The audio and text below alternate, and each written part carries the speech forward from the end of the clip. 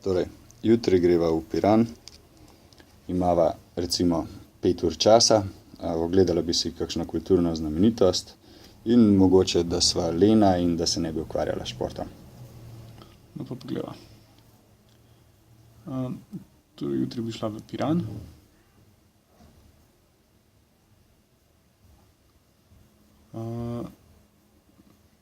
Torej, zadeva naslednji dan. Na voljo imamo avto. Me zanima naj aktivni turizem. Torej, na voljo sva rekla, imamo 5 ur. In ne želiva kosila.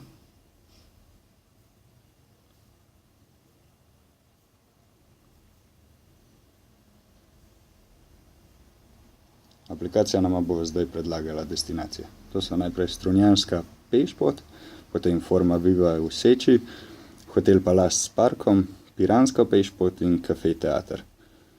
Si lahko zdaj ogledava zemljevid? Lahko. Na tej točki lahko še urediva vrstni red oziroma dodava in spremeniva. Recimo, da nama predlagana pot odgovarja.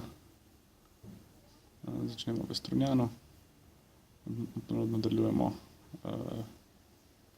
v Luciji in potem v Obali zaključimo pot v Piranu.